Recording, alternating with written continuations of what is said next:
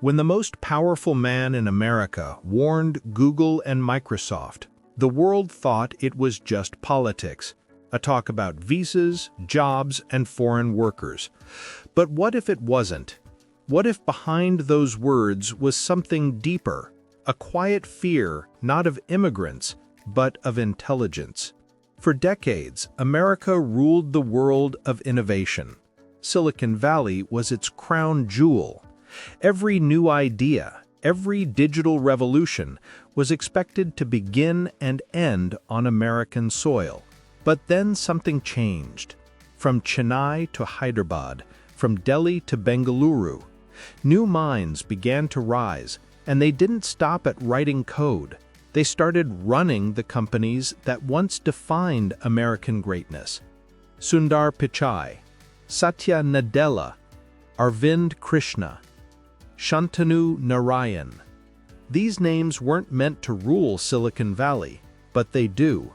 The fear isn't about jobs, it's about power. The kind of power that doesn't carry guns or flags, but ideas. The kind of power that builds the world's code, connects its people, and decides what tomorrow will look like. Because when brilliance no longer needs a passport, control begins to slip. This isn't a story about visas. It's a story of vision, a story of how a quiet generation rewrote the rules of global power. For years, the world believed that leadership in technology belonged only to a few. A certain look, a certain accent, a certain origin. But far from Silicon Valley, in small Indian towns and crowded classrooms, a different kind of dream was taking shape. Young minds with limited means, learning to solve problems with creativity instead of resources, learning to survive competition that began in childhood. They had no shortcuts, no privilege, only persistence. And that persistence became their greatest strength. When they reached companies like Google, Microsoft, and IBM, they didn't just adapt, they excelled.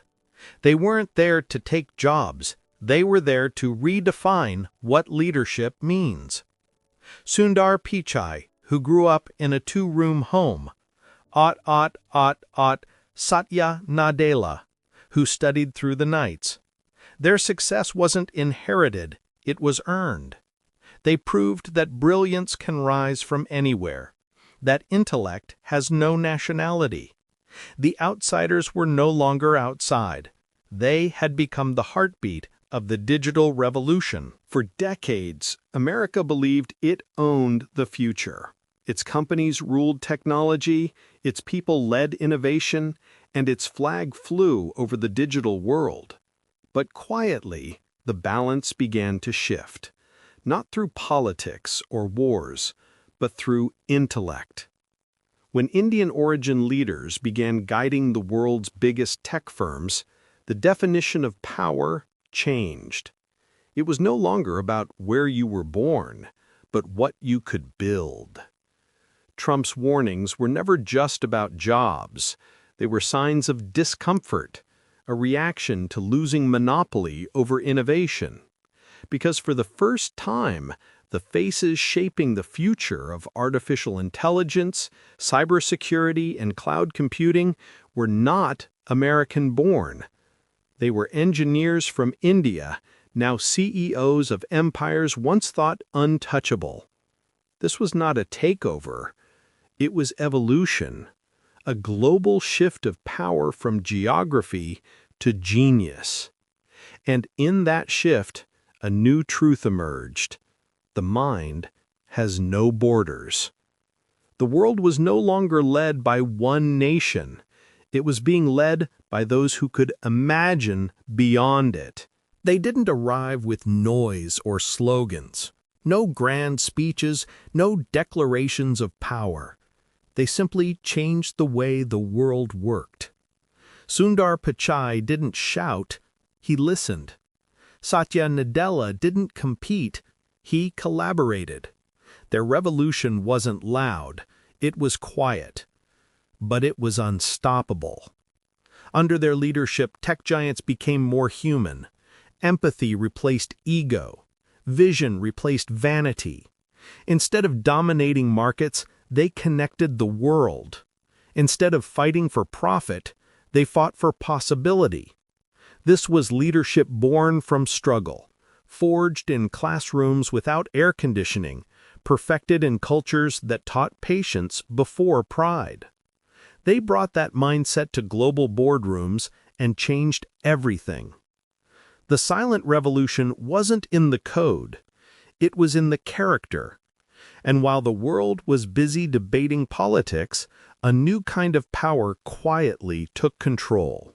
The power of humility guiding innovation. In the polished halls of Washington, the unease was growing. Meetings turned tense. Reports carried unfamiliar names: Pichai, Nadella, Krishna, Narayan. They weren't just running American companies, they were defining America's future. Behind closed doors, questions began to rise. How did the outsiders get inside? When did control start to slip? Some saw it as progress. Others saw it as a threat. For the first time, the architects of American technology were not from America. And yet they built stronger systems, grew bigger profits, and earned deeper trust. But politics doesn't run on logic. It runs on fear. The fear that the world's brightest minds no longer needed American soil to shine. And in that fear, powerful men began to speak, warning about visas, foreign influence, and lost control. But beneath every warning was a simple truth. They weren't afraid of losing jobs. They were afraid of losing dominance. It happened slowly. Then, all at once, a new era began to rise, one that couldn't be stopped by borders or politics. When Sundar Pichai stepped onto the stage at Google I/O, the world listened, not to an accent, but to a mind that saw the future before anyone else. When Satya Nadella rebuilt Microsoft from the ashes of failure, he didn't talk about domination, he talked about transformation. That was the moment the world changed. Innovation no longer belonged to one country. It belonged to whoever dared to dream bigger. In India, young students began believing that success didn't need to be imported. It could be built. In America, even critics began to realize this wasn't just an Indian story, it was humanity's story. A story of resilience over privilege, of skill over surname. That was the turning point, when the narrative shifted from where you're from to what you can do. And in that shift, a quiet message echoed across continents. The world's code now speaks in many accents. The old world was built on control. The new one was built on connection. Borders started to blur. Ideas began to travel faster than passports. And in boardrooms once ruled by one accent, a symphony of voices now shaped the future. From California to Hyderabad, from Seattle to Mumbai, collaboration became the new currency of power. Companies no longer asked, "Where are you from?"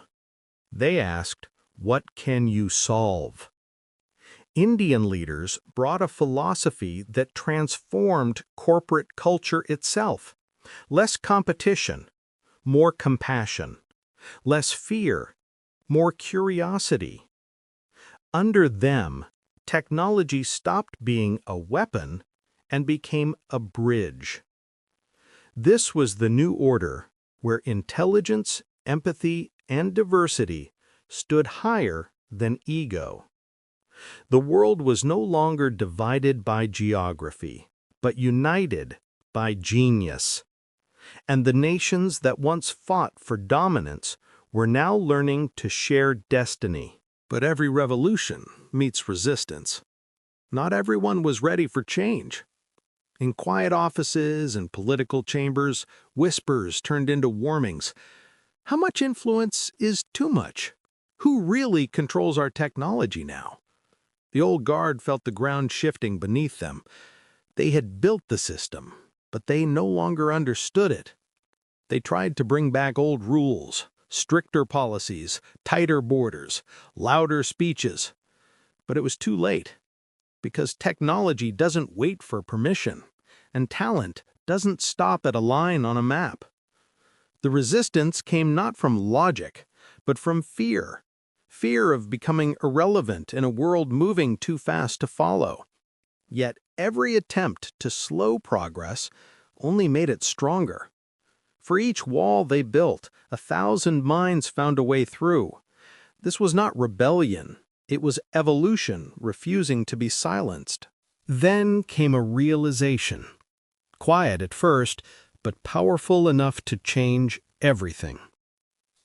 The world began to see the pattern. From Silicon Valley to Seoul, from London to Lagos, a new kind of leadership was rising.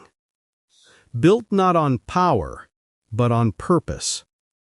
Indian CEOs had proven something bigger than success. They had proven that empathy could scale, that humility could lead, that innovation didn't need aggression to win. Countries started rethinking education, rethinking opportunity, rethinking what leadership even means. And in classrooms across the globe, children saw something new. Leaders who looked like them, spoke like them, came from places like theirs. The awakening wasn't about India alone. It was about humanity finally realizing that brilliance can come from anywhere. Borders still existed, but they no longer defined destiny. The new world had awakened, and it was more united than ever before. In the end, it wasn't about power at all. It was about possibility. The faces that once stood on the edges of opportunity had now become the architects of the future. They didn't conquer the world, they connected it. They didn't rise by replacing others, they rose by redefining what leadership means. And long after their names fade from headlines, their impact will remain in every line of code, every innovation born from collaboration, every young dream that refuses to give up. Because they taught the world something timeless, that genius has no passport, and light spreads fastest when it's shared.